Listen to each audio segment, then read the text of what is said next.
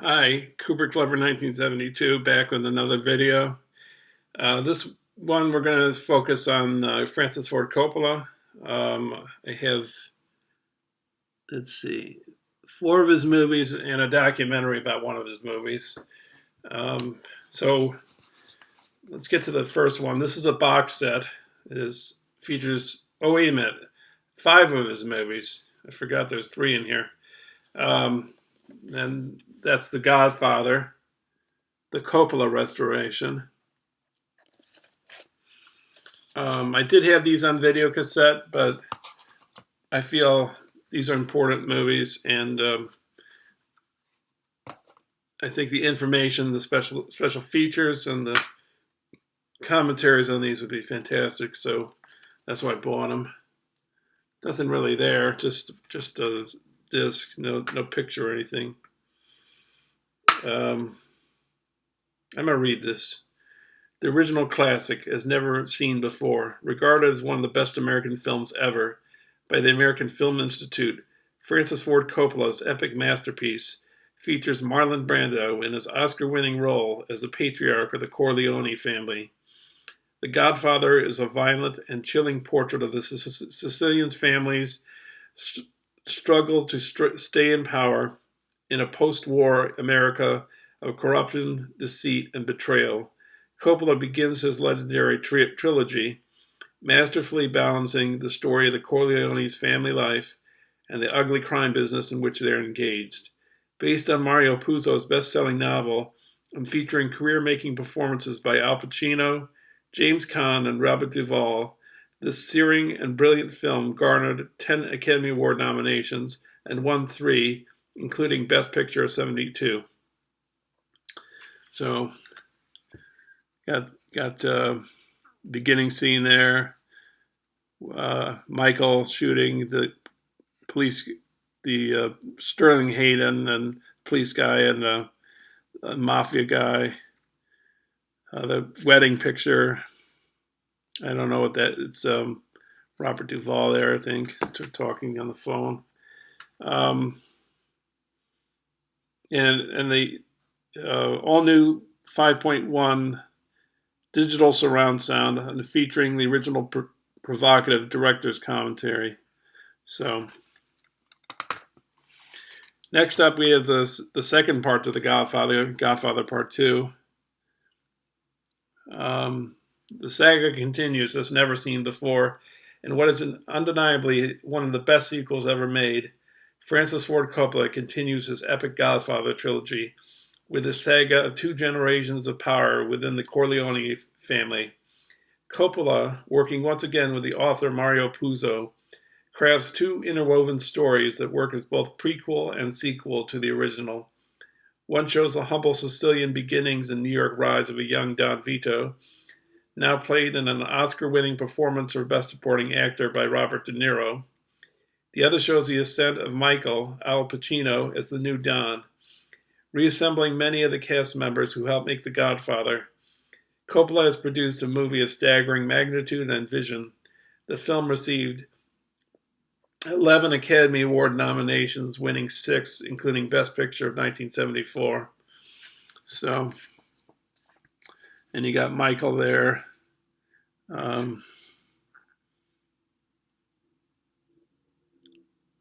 That's Hyman Roth, I believe. I think that's Cuba, and that's Don Vito. Robert De Niro shooting, what's his face? Can't remember the guy's name. Don Finucci, yeah. So, meticulously restored for the first time with all new 5.1 digital surround sound and featuring the original provocative director's commentary. And there's just a disc in here. There's no picture, so. The third one I'm not wild about. The second one I think is one of the best sequels ever made, along with Empire Strikes Back. Empire Strikes Back might be my favorite sequel of all time, but Godfather 2 is basically right there too. But Godfather 3, I don't know. I remember watching a little of it a few years back, just the starting of it, and it was just a regurgitation of what had happened before. I don't know, for like 5 or 10 minutes, you saw clips from the old movie, the first two movies, and I don't know. But maybe I'll like this at some point. I don't know. I'll watch it again. But I don't think it really matches up to the other two, really. Final chapter. In the final installment of the epic Corleone trilogy, Al Pacino reprises his role as powerful family leader Michael Corleone. Now in his 60s, Michael is consumed with guilt for his past deeds while he plans his family's reemergence as a completely legitimate corporation in this exciting, long-awaited film, masterfully exploring the themes of power, tradition, revenge, and love. Francis Ford Coppola directs Pacino, Andy Garcia, Diane Keaton, Talia Shire, who's Coppola's sister, Eli Wallach, Sofia Coppola, his daughter, Francis Ford Coppola's daughter, Joe Mantegna, and others in this final chapter of the trilogy. Nominated for 7 Academy Awards in 1990, including Best Picture. And I think the only reason it was nominated for Best Picture is because it was a Godfather film. That was the only reason. There's Pacino, Sofia Coppola. I don't know what that is. And then there's Andy Garcia there. Newly remastered with 5.1 digital surround sound and featuring the original provocative director's commentary. So, this is one of those films I might watch just for enjoyment, or I don't know, maybe just for a sense of being complete with the trilogy. But I don't, it just doesn't really match up the other two. And then you got this, the supplements with Coppola's face on the front there. 4 hours of supplemental features on 2 discs. The original is back and better than ever. A true cultural phenomenon. The Godfather trilogy is the benchmark for all cinematic storytelling. Francis Ford Coppola's masterful adaptation of Mario Puzo's novel chronicles the rise and fall of the Corleone family in this gritty, celebrated, and epic masterpiece, featuring the original provocative bonus materials plus the all-new disc of supplements created exclusively for their Coppola restoration. So disc 4 has Making of the Godfather, additional scenes, filming locations, the Corleone family tree, the music of the Godfather, which was by Nino Rota, who did some of the scores for Fellini, like La Dolce Vita and 8.5. The Godfather historical timeline, profiles on the filmmakers, and photo galleries and storyboards. And then the disc 5, enjoy these insightful, all-new supplements. Godfather World, the masterpiece that almost wasn't when the shooting stopped. Emulsion Rescue, revealing The Godfather on the red carpet. 4 short films on The Godfather. I have watched some of the some of the special features on this.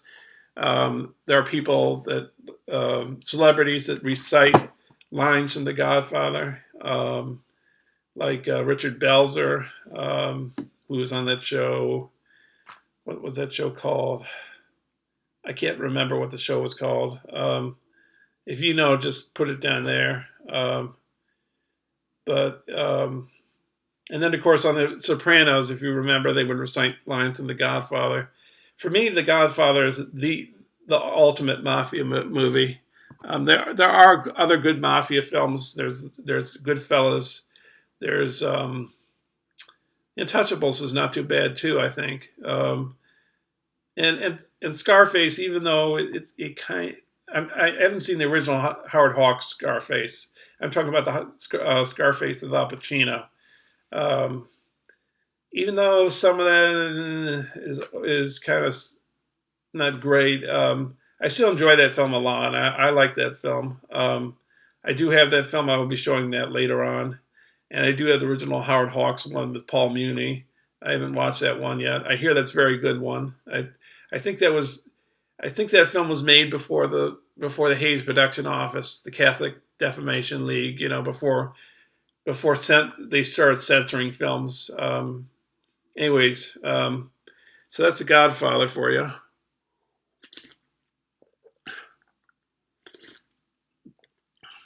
Um, Next is a really good movie. This is one, I know I say a lot of my films are personal favorites. I have like I haven't really counted it, but maybe it's like 40 or 50 favorite films of all time. I'd hate to just take 10 of those and put them in a top 10 because the other 40 or 50 are just as good, you know. So, but anyways, this is probably my second favorite Coppola film. It's a film called The Conversation with Gene Hackman.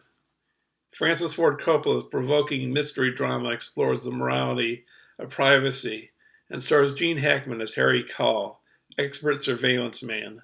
A routine wiretapping job turns into a modern nightmare as Harry hears something disturbing in his recording of a young couple in a park.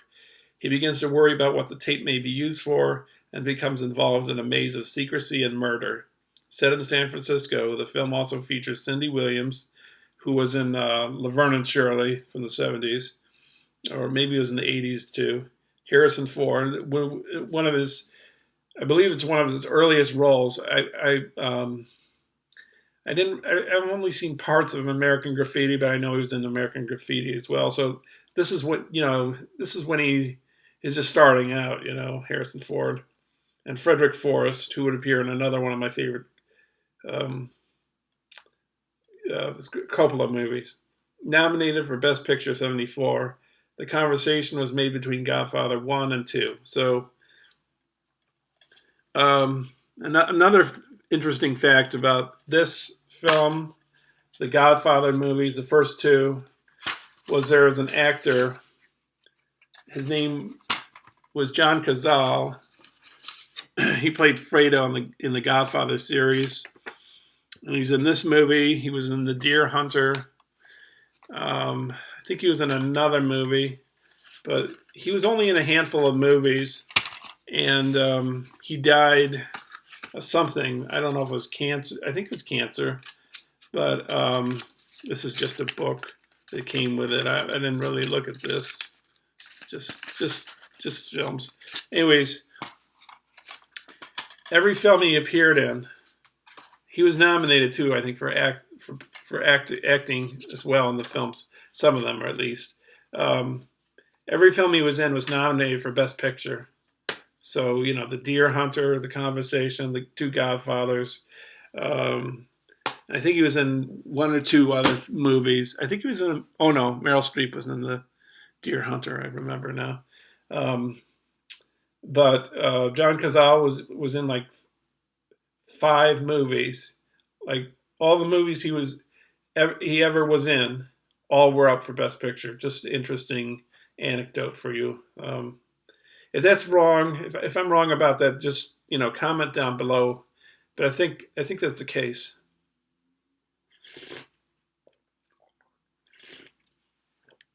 And this is my personal favorite of Coppola. One of my favorites of all time. Apocalypse Now, The Complete Dossier, Confidential. I heard about this on Ebert and Roper, this particular edition. I had this movie on videocassette. I watched it a number of times on videocassette. Like I'd watched the Ride of the Valkyries helicopter scene a lot. This is a nice edition. You can either watch the original one or you can watch the redo. I've never watched the redo. My cousin says the redo is fantastic. When I was in screenwriting class back in 2001, the redo came out at Cannes, and it won Best Picture that year, I think, even though it was a film that came out in '79. The reissuing of it won. Maybe it didn't win Palme d'Or. Maybe it won something else. I'm not sure. But and this is going to link up to the documentary in just a second. So you got the 2-disc special collector's edition. Includes over 2 hours of bonus materials from filmmaker Francis Coppola and his American Zoetrope vault, including audio commentary for both films by Francis Coppola, exclusive featurettes, Lost Monkey sampan scene, 12 never-before-seen segments from the cutting room floor, Apocalypse Then and Now, outtake, Marlon Brando's complete reading of T.S. Eliot's poem, The Hollow Men, the Apocalypse Now AV Club for aspiring filmmakers, study of the sound design and final mix of Apocalypse Now in depth, PBR Street Gang cast members reunion, the color palette of Apocalypse Now, and more. It's got a nice photo here of Marlon Brando, but on the actual case, you can see it's embossed, right? That's embossed. It's got this nice picture in the back there. I saw this film in maybe the mid-'80s, and I just loved it, you know. So, it's got all this text here. Let me show you the discs.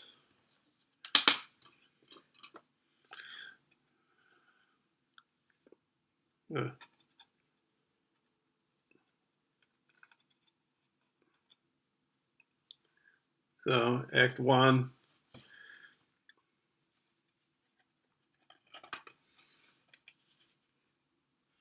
Act 2. And of course you got Martin Sheen in the bamboo cage when he's come to kill Kurtz.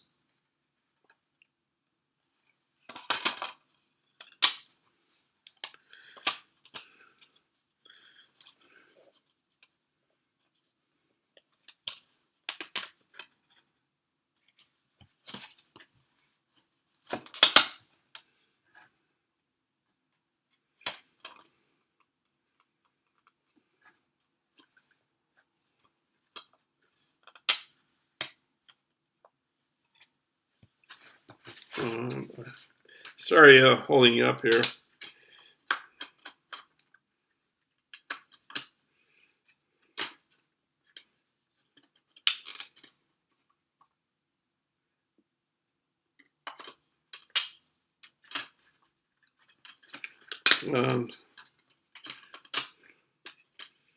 Yeah. I'm just trying to get these DVDs back in here. I think I figured it out now. Okay. So anyways, you got all this text here. I don't know if I should read it all. Maybe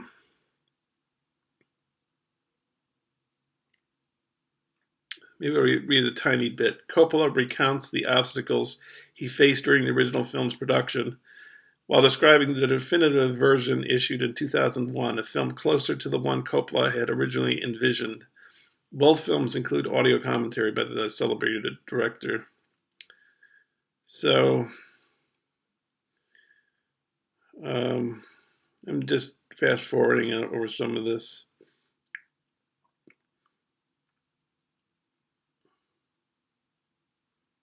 Colby was played by Scott Glenn. That's interesting. He was in Silence of the Lambs. Special section of AV Club featurettes, a special section of bonus extras for young filmmakers, techies, and passionate Apocalypse Now fans. Enjoy a detailed look at the film's remarkable achievements in sound and image. A birth of 5.1 sound.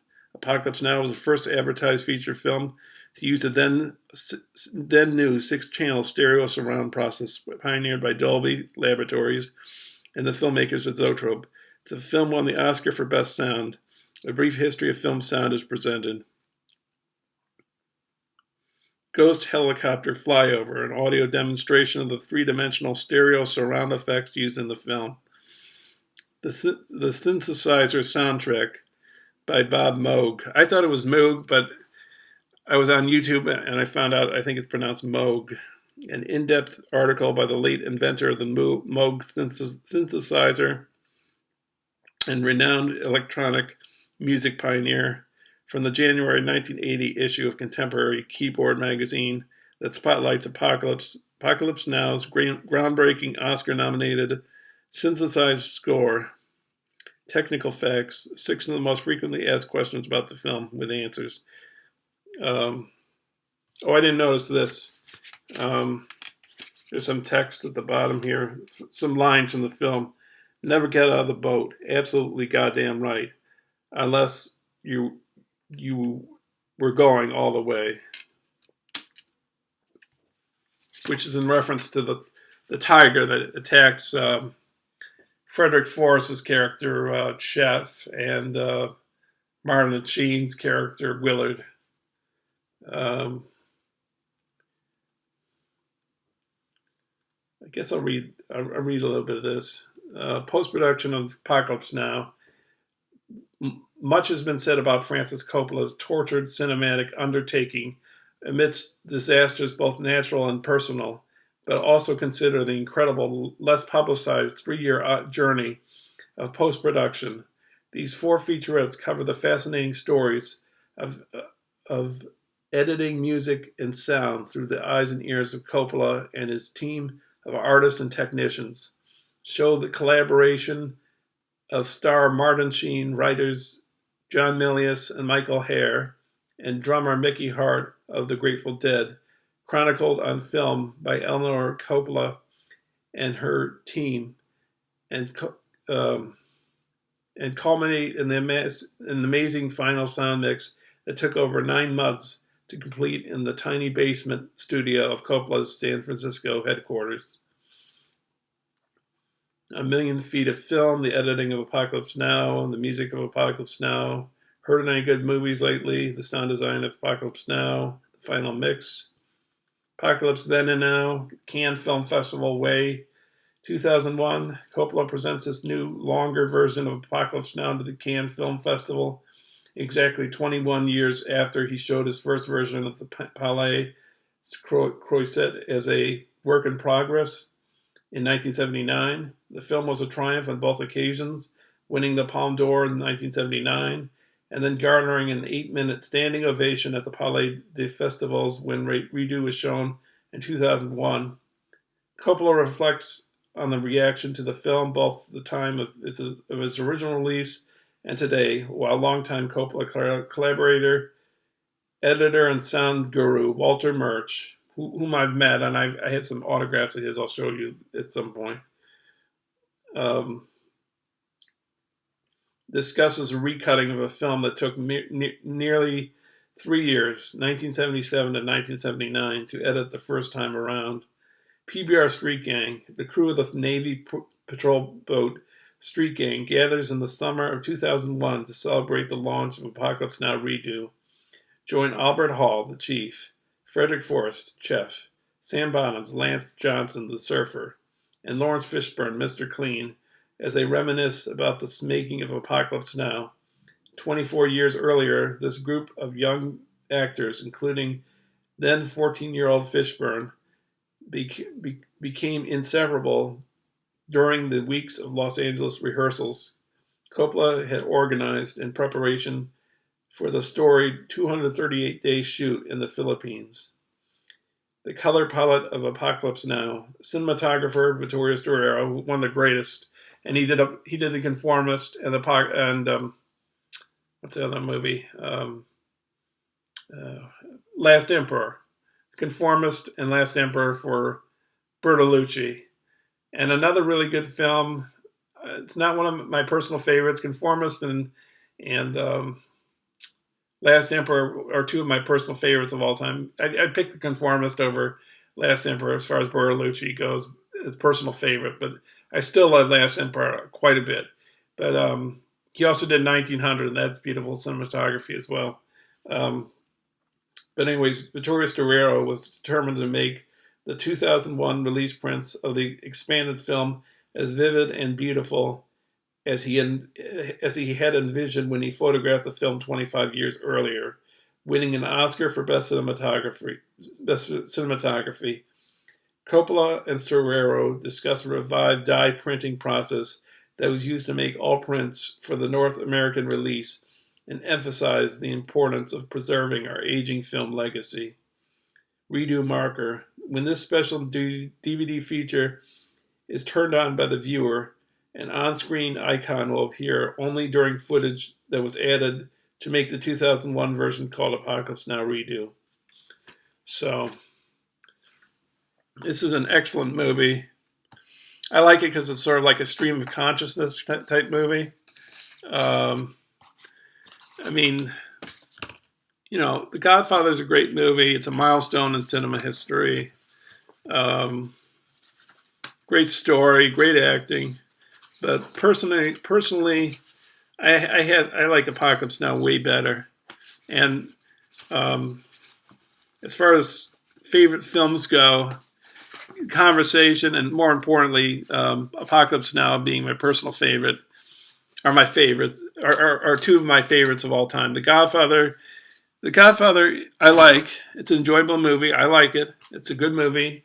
It's a milestone in cinema history, but compared to Apocalypse Now, it's in a different stratosphere. Apocalypse Now is a stream of consciousness, very artistic movie, taking a lot of chances, and it's just a brilliant movie. And I love it. But anyways, there was a documentary made about Apocalypse Now, and it came out in 1991, I believe. So I had the video cassette of it.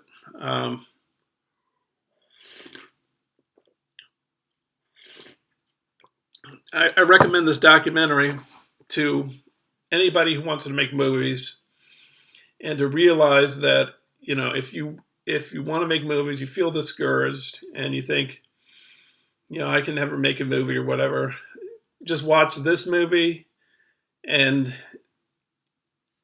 your problems of making a movie will be diminished compared to this movie. That's what I'm saying. It's just because this is a film made on a vast scale, and if he can do this, then you know, maybe you can too. You know, so and that film is Hearts of Darkness, a filmmaker's apocalypse, the magic and making of Apocalypse Now. The magic and madness of making Apocalypse Now.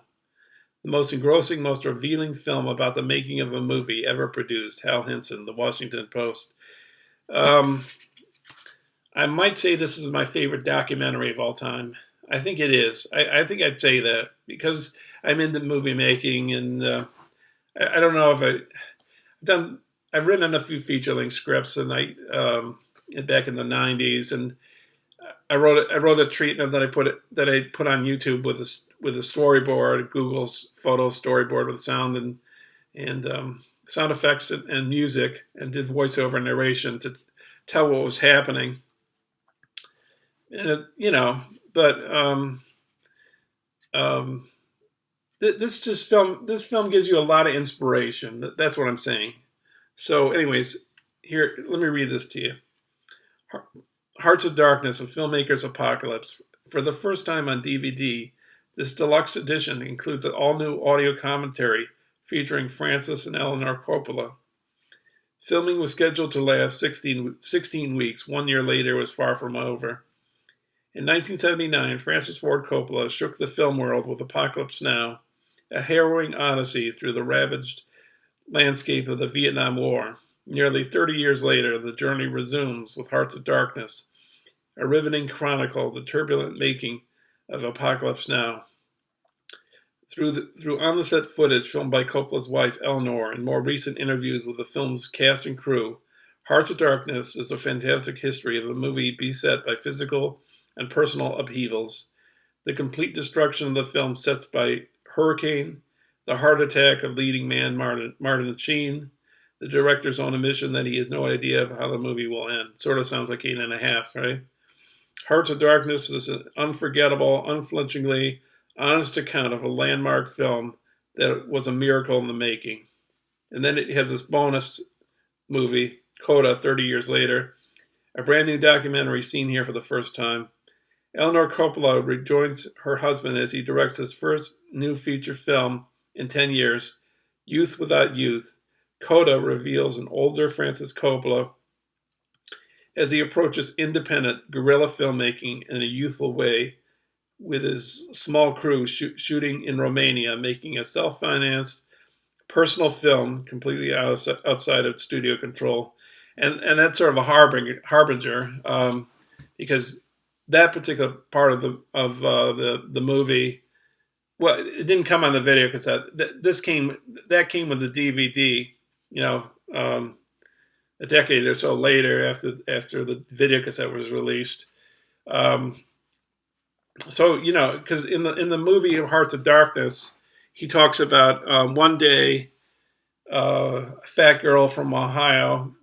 This is what he says I don't know the exact quotes. A fat girl from Ohio will pick up a camera and like shake the world, because, and you can see it now. Film is becoming much more democratic. Like back in the 70s, if you wanted to make a movie and show it somewhere, you faced problems like distributors. You had to get a distributor, and then the distributor might get a lot. If the film garnered a lot of money, then you might not see a lot come your way, or you'd have to make another movie. It was more difficult in ways, it was hard to get seen, but now that we have things like YouTube, now that there are several film festivals, more, if you go into New York City, like there's not just the Tribeca, there's like the Big Apple, I think, and there's the New York Film Festival and whatever, it's just, you can go into small towns all around America. You can go around the world and you'll find a film festival. You'll find multiple film festivals, sometimes in the same location, So, but this film is very important, I think, because there's a scene in the film where Coppola's on the phone. He says, did they say, I don't know if I'm saying this quite right, but like, did Brando say he'd walk off the picture because he's paying him like $1 million a week, since he was scheduled to come at a certain time, Marlon Brando, and he appeared a few weeks later, but he was paying him for the weeks that he wasn't there. So he paid him at least $2 million, I believe, $1 million for 1 week and $1 million for another, which is a lot back in the late 70s. But anyways, he's saying on the phone to whomever he's speaking to, he's saying, did they honestly say that Brando's going to walk off the picture? Because if Brando doesn't come, we'll get Pacino. If Pacino doesn't come, we'll get Nicholson. And then he says these great lines, these really great lines. He says, it's just not in the cards that we're not going to finish the movie. I love those lines, because I love that line, because that shows he was really determined. He had typhoons that hit the outdoor sets. He had problems getting Marlon Brando, and his main star had a heart attack during the film, and they had to shoot behind him. They had to get a stand-in for Martin and Sheen for a few days or a few weeks or whatever it was. But he worked around it, and he found a way to do it. And if he can do it, you can do it. That's what I'm saying. I'm not saying people here are going to be the next Francis Ford Coppola, or that you were Francis Ford Coppola. I'm just saying, he made this gigantic film. If you make a film on a smaller scale, it can happen. I think you can do it, So that's what I have to say about Coppola's films. And thanks for watching. Next up, let's see, what do we got? The Twilight Zone box set. That's probably going to take up a whole video. Whole video, yeah. And we got Rome. Oh, wait, we got Samuel Fuller films. We've got Rome, the television series, Alejandro Jodorowsky box set, James Cameron films, and two of the best films of the 21st century. So, anyways, thanks for watching. I really appreciate all of you taking the time to stop by, take a look, and leaving your comments.